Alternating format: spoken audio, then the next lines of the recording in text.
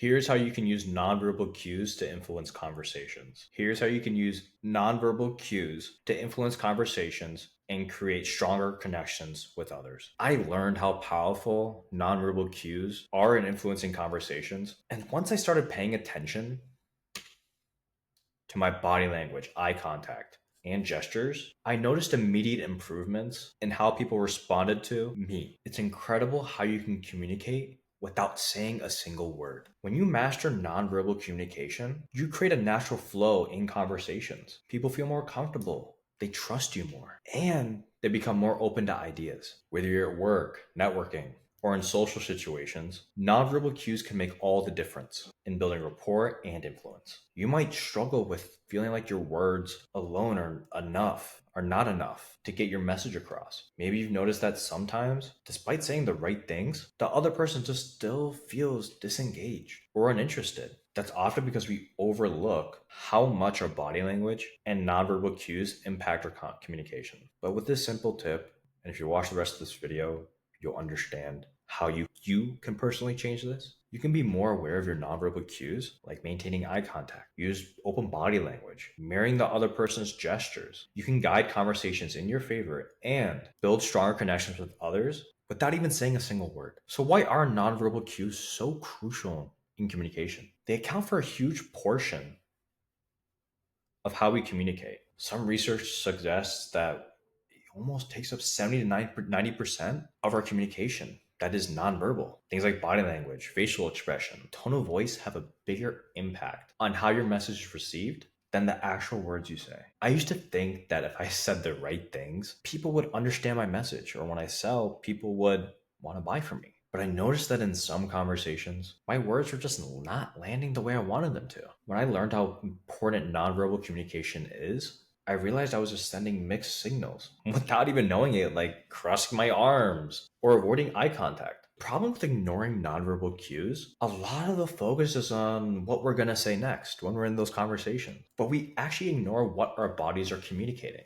When you're not aware of your nonverbal cues, you might accidentally come across as disinterested, defensive, disengaged, even if you're saying something positive. Imagine trying to pitch an idea or have an important conversation, but you're fidgeting, avoiding eye contact, crossing your arms. The other person might perceive you as nervous, closed off, and they're less likely to engage in what you're saying, even if your words say otherwise. So start using positive nonverbal cues. The good news is that by becoming aware of your body language, you can use nonverbal cues to positively influence any conversation. It's all about aligning your nonverbal signals with the message you want to convey. So how do I implement it? Start by maintaining eye contact. It'll showcase confidence and that you're fully engaged. Keep your posture open by uncrossing your arms and facing the person directly, using gestures to emphasize key points, but keep them natural just so you don't come across as rehearsed. A very powerful technique that I personally use is mirroring. Subtly mirror the other person's body language just so you can build some rapport. If they lean in, you lean in slightly.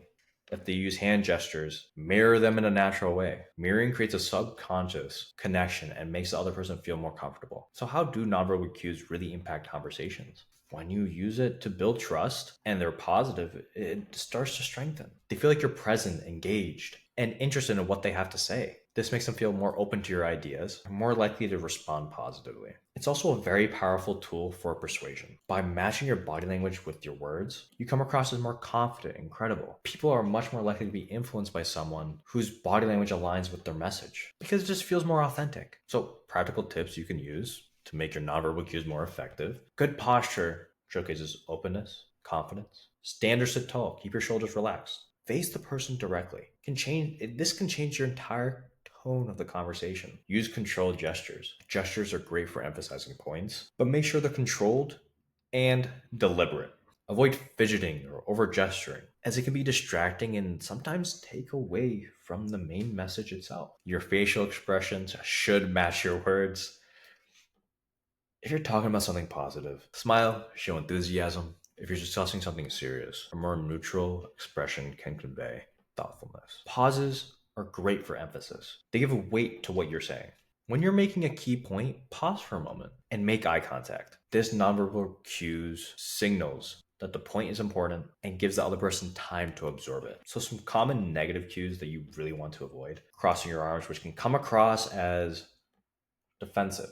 Instead, like I mentioned, relaxed and open. Avoiding eye contact can be a downfall, which can make you just seem disengaged and uncertain. Try to maintain natural eye contact with, of course, not being that creepy person who's just staring. Balance between gestures and stillness. Some people over gesture when they're nervous. Can you notice when I'm in this video where I'm using these two pens? Did you ever feel distracted? You might have, right? You want to hold off on using too many gestures, and I did that purposely to showcase it can be distracting no matter what you think. Because gestures, even though some people don't use that when they have anxiety, sometimes people tend to overuse it. So don't. So if you over gesture, practice keeping your hands steady or use smaller, more controlled movements. So to recap, nonverbal cues play a huge role in how your message is received. By maintaining eye contact, using open body language, and matching gestures to your words, you can positively influence conversations and build stronger connections.